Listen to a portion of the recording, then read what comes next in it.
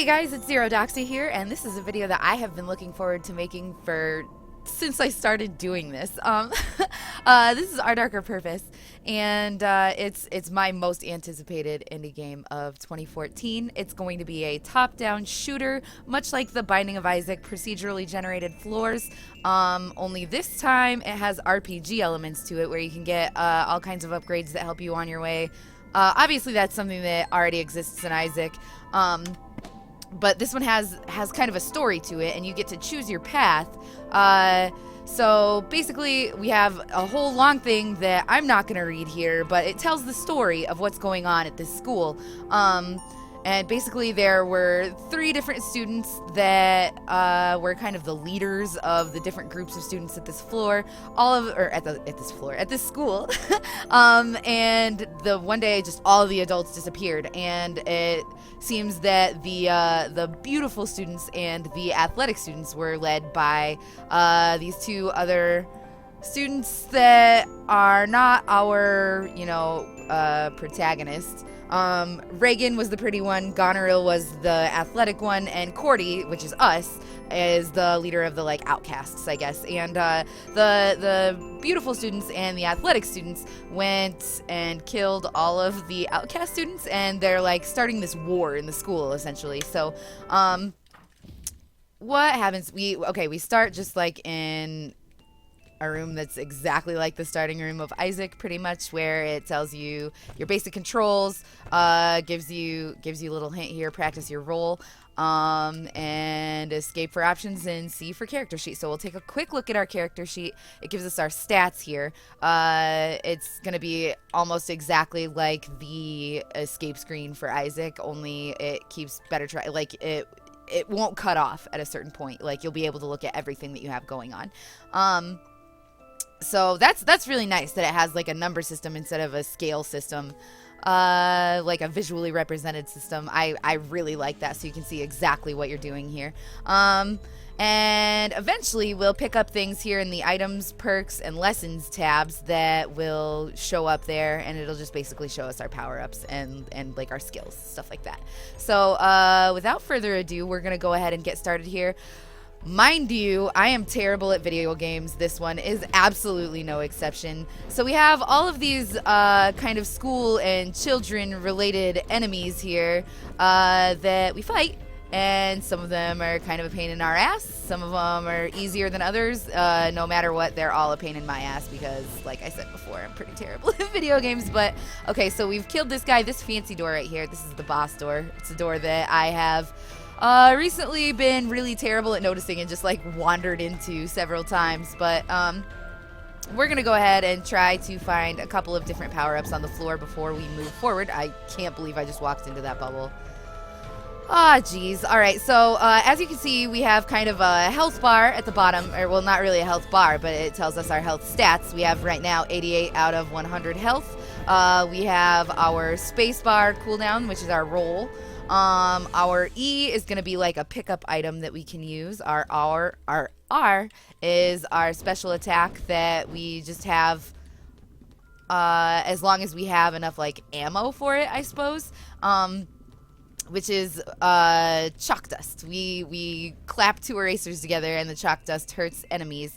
These guys that roll around like this, as far as I know, you can't kill them. They are one of the things that caused me the most damage in this game. And this is a special room, which is there's just basically obstacles. Jeez Louise, just pick up the thing. Thank you. Ah, jeez. We're doing terrible so far. Yeah, basically we got our thing. This empowers our juice boxes. It makes them much stronger. We get 25 health out of them instead of 20. Either that or it's 20 instead of 15. I do not recall at this very moment. Here we're picking up some money. There's so much stuff to cover. I probably should have talked about some of this stuff before starting, but I can't help it. I'm so excited. I love this game so much. Okay, and this brings me to juice boxes. Juice boxes give us health. We get 3 at a time. That's it. You can't pick up any more than that. And yeah, so it turns out that thing that empowers our juice boxes gives us 25 health per juice juice box as opposed to 20.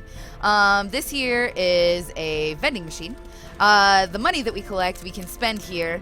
We can get more of the chalk for our special attack. We can get more of the juice boxes to heal ourselves, and then there are various power-ups if you collect enough money.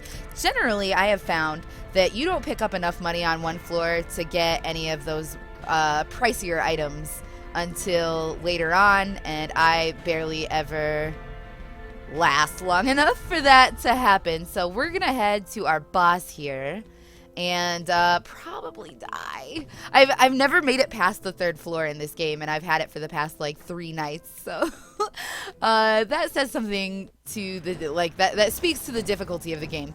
All right, so this is Frothy the dragon. He is a fire dragon, and after you kill him, well, there it goes.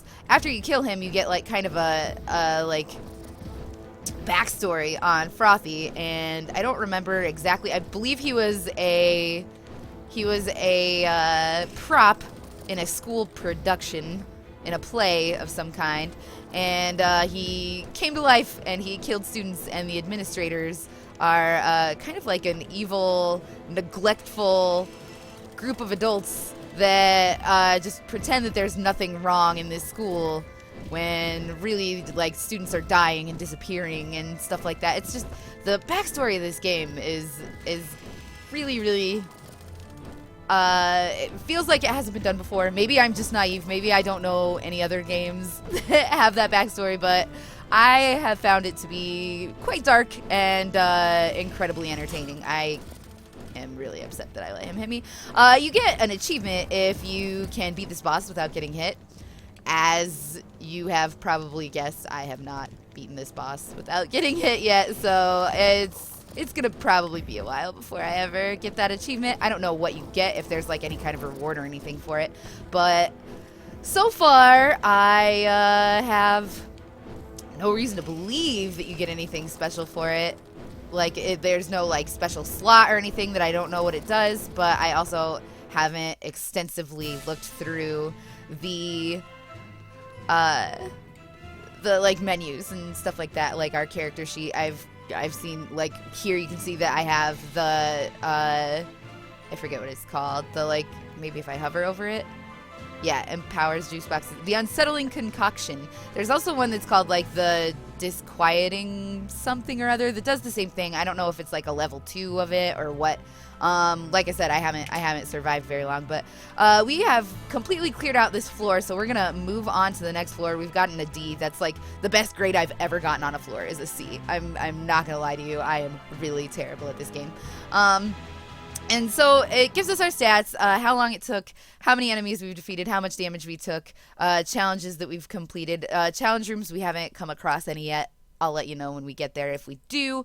Our base credits earned is basically, I believe it's just like how well you do on the floor. I'm not entirely sure. And then we get like a little ditty from the administrators that says, well done, can't wait to see what happens in the first 10 seconds on the next floor. The administrators, as cruel as they are, probably wise. All right, so coming to the next set of floors here, we get to choose our path. We can go to the Bleak Kitchens or the, I can't pronounce that word, Kitchens of Sangfroid. And as you can see, they each have little traits. That doesn't always happen. Sometimes it's just like a regular floor. These are like, I kind of want to compare them to the curses of Isaac, like Curse of the Lost, Curse of Darkness, stuff like that. But sometimes they are positive traits to the floor, which is really, really cool, because I'm bad at this game and I can use all the help that I can get. So here, the Bleak Kitchens, you can see that it says the characteristic Brog's Cafeteria. I think that Brogs are a kind of enemy that show up. Or it could be like the boss. I'm not entirely sure. And then you'll see next to it, it says wealthy. That means down at the very bottom, after the story part, it says I cannot speak today. The mechanical claw marks to your left suggests a skirmish with one of the one of Edgewood's egalitarian dispensary services here, or devices here. Survivors may have scooped up some tokens in the process. And then here you can see that it's in the whatever kitchens of Singfreud, it's Brog's cafeteria, sensitive. Sign tacked on the wall says, due to architectural irregularities, all inhabitants and visitors to this floor are more vulnerable to pain. Probably a hoax. Spoiler alert, it's not a hoax. These enemies die a lot faster, and that's why I am choosing this floor, because I am terrible at this game. And if we want any hope of beating it, some more sensitive enemies is probably the way to go for us. Wealthier means that obviously they drop more money for us to use at the vending machines, which is also really, really nice. But if I can't kill them, I'm not going to get the money anyway. So, all right, we've already found our boss door, which is great. But first, I would like to look around and see if maybe there are challenge rooms. Like right here. This is a challenge room right here. All right, so we need to get to that chest before 17 seconds is up. I don't think that we're going to make it. We have to go all the way around here. Unfortunately, you get caught on the background, and I am also terrible at navigating. Yeah, we're not going to make it, unfortunately. So we failed that. We failed that challenge pretty bad. Maybe next time. But basically, you get a free power-up if you can. I'm going to go ahead and use a juice box here. You can get a free power-up if you can make it to the chest in time, or like sometimes it'll be like, survive this room for 10 seconds and then the chest opens. It's pretty neat. I enjoy it. I think I like it a little bit better than the arena mechanic of Isaac, where you just have to like defeat a wave of enemies. I feel like that's neat. Like, don't get me wrong, I love me some arenas and boss arenas and stuff like that. But I do really enjoy how creative they got with the kind of challenges that they come up with. All right, so we just leveled up. That here comes the RPG element of the game. We get to choose a permanent upgrade. So here we get the coins and punishment. What I love about this is their plays on titles of well-known books, and then they give you like a sort of appropriate ability or like skill or whatever upgrade. So this one is a 10% bonus to the movement speed, and you get +1 damage for each Edgewood Meritus token in possession. And then this one is +50 life, Zen, and the art of pummeling. That's pretty good. So what I'm going to do is probably +50 to life. Seeing as how I don't collect very much money, I can't really stay. Oh no. Oh no. Okay. Well, that just happened. Our overlay stopped working, which is okay. I don't really need it. I'm going to go ahead and take life just because, like I said millions of times, I am terrible at this game and I can use all the help I can get in the life department. So we just got a use item, which is going to be a lot like a spacebar item in Isaac. This one, I believe, slows enemies for a really short period of time, which I will take. It's good against bosses. It's good against like particularly hard mobs or like particularly quick mobs, which is really nice. These guys are pretty easy to handle, the little kids with pots on their heads. So I'm not going to use it here, even though the cooldown on it is pretty not substantial. It's not huge. It's not like using it is going to break you if you can't use it again shortly thereafter. Okay, we found ourselves a vending machine. I think I only have like 2 tokens. Yeah, I only have 2 tokens, so there's really nothing that I can do here. So we're gonna go ahead and leave. But now it's marked on our map. We know where it is. If we collect a bunch of money, we can absolutely come back to it and get ourselves probably another juice box. All right. So this room is not really that big of a deal. Ah, geez. I think I would like to use my spacebar item here. All right, we did get enough money to go get another juice box, which we probably will be doing because I need the help real bad, especially since I keep taking so much effing damage. All right, we're gonna use 2 juice boxes. That's, oh gosh, please don't hit me. Please don't hit me. Ah, that was clutch. All right, we're gonna go get another juice box here, and we will only have 1 juice box moving forward. So I'm assuming that this run is going to be quite short, which is a-okay, because this is just kind of a first look video. Will I do a series on this game? Absolutely. This is a game that I am incredibly excited about. It's something that I've been looking forward to. I followed the Kickstarter campaign like on the edge of my seat. It was something that I have been looking forward to ever since I found out that this game existed. It's right up my alley with its like quirky art style and just the type of game that it is. The procedurally generated and like random item upgrades and stuff like that. It's definitely 100% my kind of game. I'm so excited about it. Okay, so as we make our way to our boss room, I want to talk about a couple of the positives and negatives of this game. The first thing that I would like to mention is absolutely the art style. The art style of this game is very Tim Burton, Edward Gorey, just really cool, like dark Dr. Seuss almost. I love it. I'm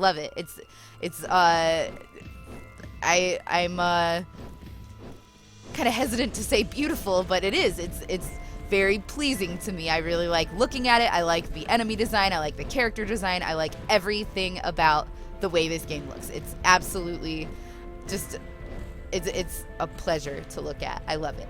Another thing that I would like to talk about is just the variety in bosses, in items. We get there's just all kinds of variety. Like every single time I've played this game, no matter how far I've gotten, I've found a new thing that has surprised me that I didn't know was part of the game yet. So that's something that has been kind of lacking for me in Isaac lately, I guess. It's probably because I've played it so much. I need to definitely use both of these juice boxes right away. I keep wanting to call them jukeboxes.